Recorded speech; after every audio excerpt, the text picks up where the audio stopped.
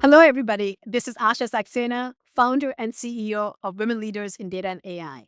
So here we have our two guests, Craig and Nick. I'm so excited to be here with you. I'm curious to what do strategic partners look like? How do you think about what are the strong either suppliers? Because you can't do it alone. We all can't do or achieve this goal alone. How do you make sure that you have the right partners, and how do you make sure that these relationships are successful, and you're moving ahead together as a whole ecosystem?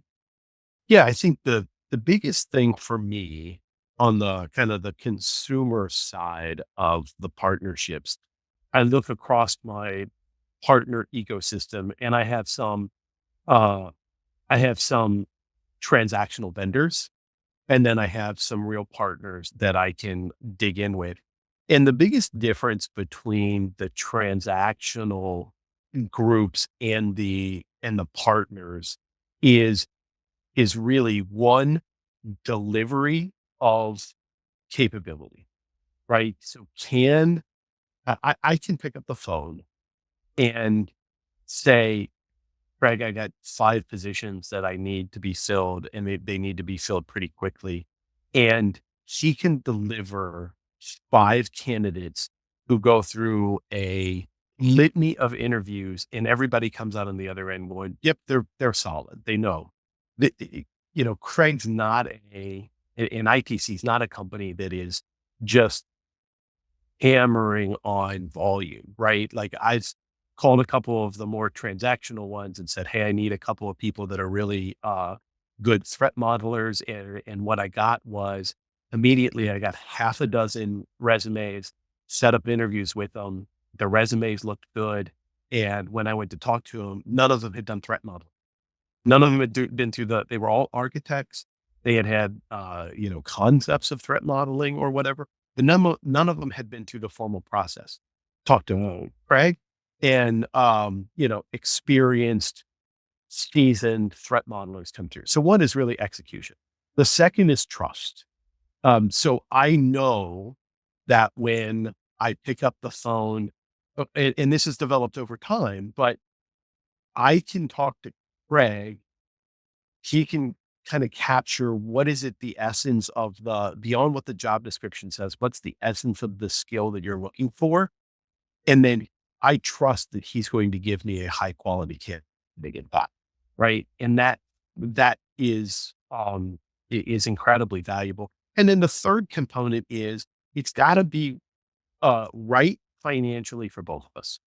Right. So I can't pay an absolute premium every single time for candidates. And I can't also, Craig can't give them to me at bottom dollar prices. So we've got to figure out a model where it works for both of us. And then we codify that model in contract. Right. And so we get a view to that. So those are really the 3 elements of what distinguish somebody from transactional to true partnership. And the biggest component of that, I mean, you can work out the money, you can work out the delivery of skills. It's really that trust, right? And I know that I've got a partner with Craig and with ITC. I have a lot of trust in that, and that allows us to do those other things. Allows delivery to occur. It allows the right financial model to be created because we've got that trust in play. I think trust is so key to any relationship. That's, really, really important. Craig, how do you see your relationship with WorldPlay? Well, first of all, thank you, Nick. I appreciate all the kind words, and the team that we have here is world class. But you talk about the difference between being a vendor and being a strategic partner, and that's really the fact that Nick has allowed me to understand the bigger picture of what their challenges are, both technically and culturally. And so, because it's supported at your level, the conversations that I'm able to have with key stakeholders and decision makers in the organization are so, so critical, whether it be talking about divestiture or talking about expiring TSA agreements or talking about privileged access and some of the IAM focus and all the challenges technically. If I don't understand those challenges and my team doesn't understand those challenges, we can't possibly peg the right resource. But then when you talk about your focus about bringing people into the organization that are comfortable with the fast pace, that are comfortable with a changing environment, that have to have a different level of expertise to make decisions that very few companies have to make right now. Most companies are built and solidified and processes and SOPs are in place. You have to bring somebody that has the culture to your organization that is comfortable going to those environments and setting some of those protocols and being in a world that's ever changing. You also have to know that to work there, it makes it a little bit easier as a woman-owned firm that Nick is promoting a level of opportunity for women within his organization. So, you know, that that automatically attracts a lot more folks to the company and helps a great deal. So, the partnership, giving time to a supplier that you trust is hugely different than what a lot of firms think of staffing. And it's, I'm going to give you a job spec and I hope that you can deliver somebody that matches the paper.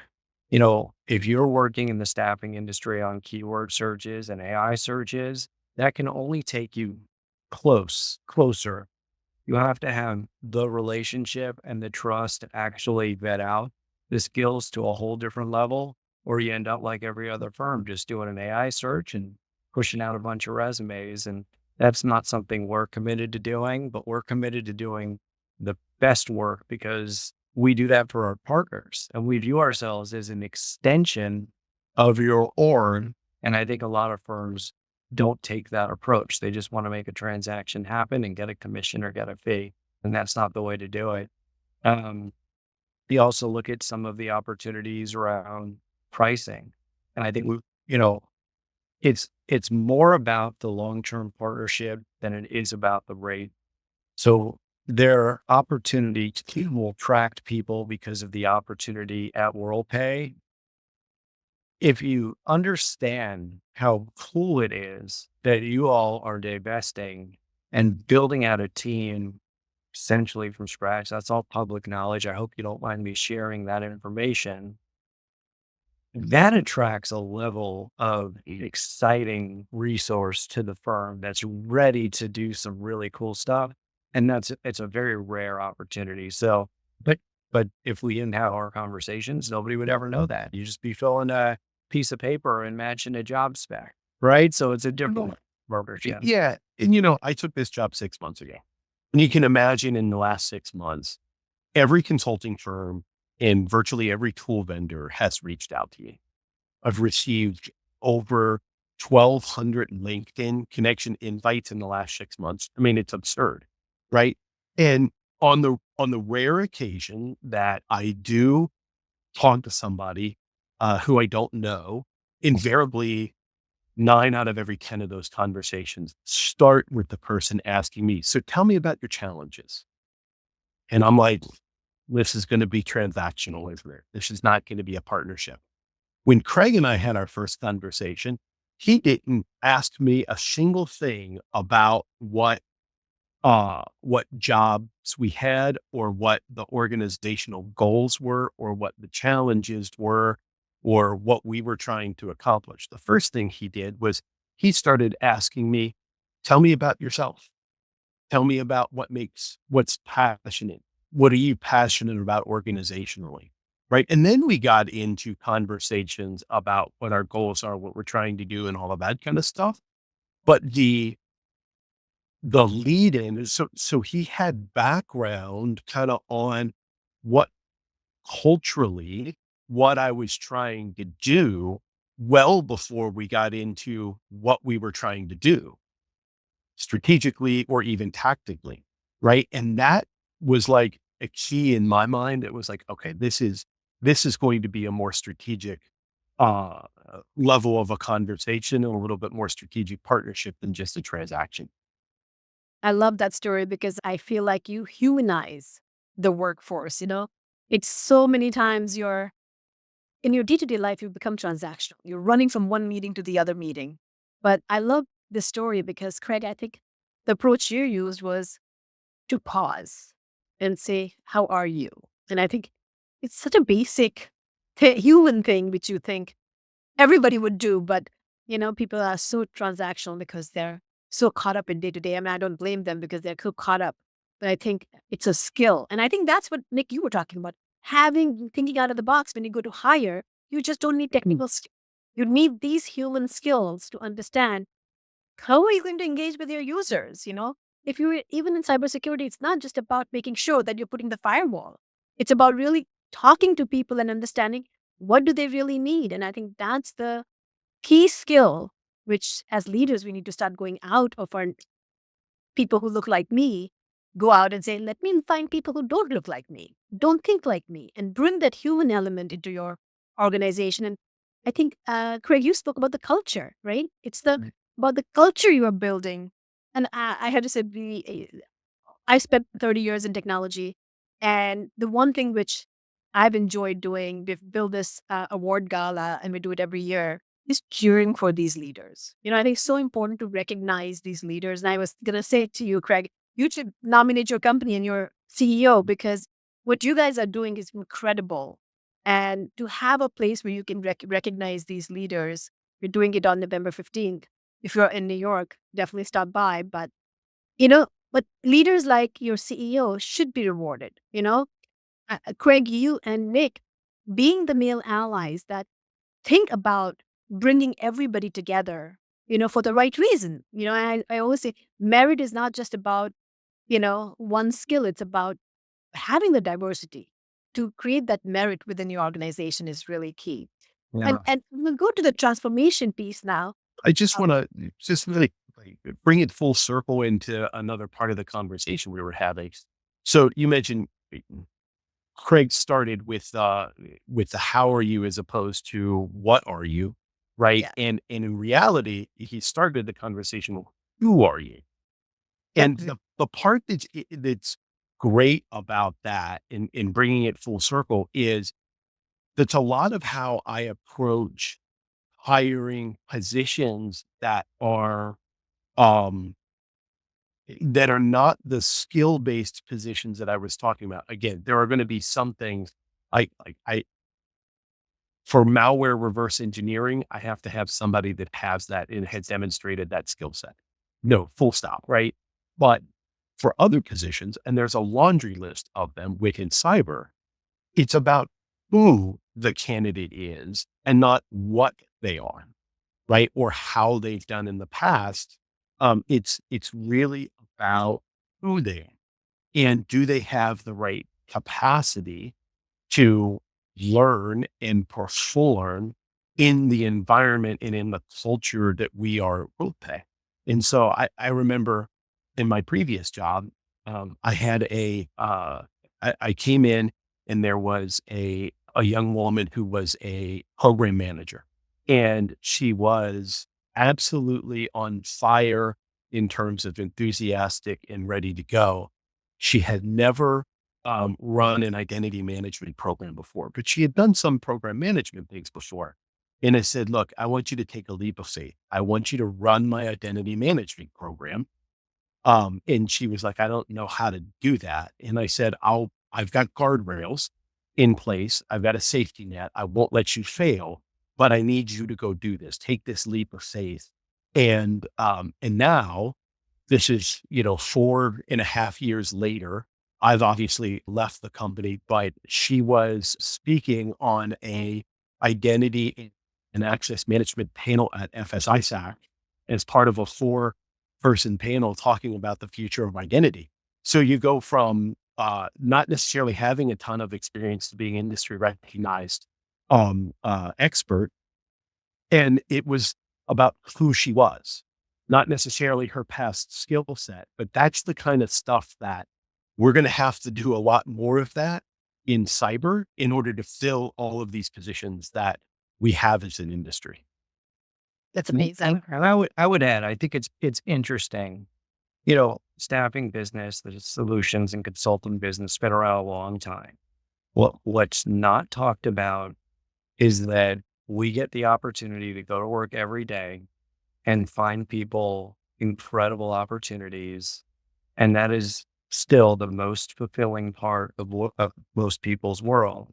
They say having a great job, whether it's a contract, extended contract or a full-time opportunity, when you work with great people, life is really good. It's world changing.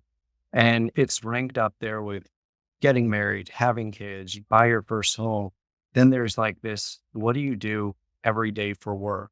If it's good, the level of fulfillment that you can have is incredible. If it's bad, the level of misery you can have is incredible. And Yeah. and what's really cool in the staffing world is we get to show up every day. And I tell this to my team all the time. We show up every day. We're privileged, first of all. We have a great opportunity to work in a great industry with great people, but we get to help people. Uh, Maybe you wanted to be a doctor and save lives or do something that's really life changing. I would argue that what we do is more life changing or on the same level as some of those roles. Finding people good work, working for good people, and we're really selective of our partners too. It's a two-way street. Some people are going to only select the right firms for them. We want to select the right companies because we're representing this incredible population of people looking for a home and looking for a great place to work. So we don't say yes to every company because some companies are just not a great place to work, and that doesn't feel great either. It's very fulfilling when you get somebody like Nick who recognizes, I'm going to invest in people's careers. I'm going to help promote people. I'm going to stretch people outside of their comfort zone. I feel great about telling people, okay, you have 4 or 5 different choices of where to work. That's the place you want to be. If you want a fulfilling career, that's the place you want to be because it comes down from leadership. So, uh, just a little bit about that, because when you look at the staffing industry, it's lost. Everything is an AI tool. Everything is done down to the science, and it's a keyword match. This is about actually helping people and placing them in a place where they're going to be fulfilled and successful. That feels awesome. And so I just want to add that element to it. Yeah, Craig, what a great way to end the interview because I think it's really all about doing the right thing, having the right partner. I teach at Columbia University, and Columbia Business School is known for value investing. And in the graduate school, Warren Buffett had graduated from Columbia Business School, and he came back and he said, "The best advice I can give you if you want to do the value investing is to pick the right partner." And I think having the right partner will change your life. And I think that is so true. He was in that context talking about the partner in life. But isn't that true? So true, Nick. I mean, having the right partner in Craig, and Craig, for you to have the right partner in Nick, making sure that it's the right company with the right culture, doing the right thing really helps you get the right results. And I think incredibly proud to meet both of you. It was such a pleasure to see that this is not just a woman's mission, it is truly the mission of all, and to make sure that we invest in our next generation to bring them up, bring all different variety of skills. Really, I love what you said, Nick, about opening your mindset and, really thinking out of the box to bring women leaders, diverse leaders in your organization. There are a lot of openings in security. How can we make sure that we fill them with the right people who are right for the job? They bring the human element with the hard skills, the technical skills. So thank you so much for having this conversation. I'm enlightened, and hopefully I'll get to meet you again across this path in some of the conferences or in the industry networking situations. And thank you, Nick and Craig, for joining me today. Please visit cdomagazine.tech for additional interviews.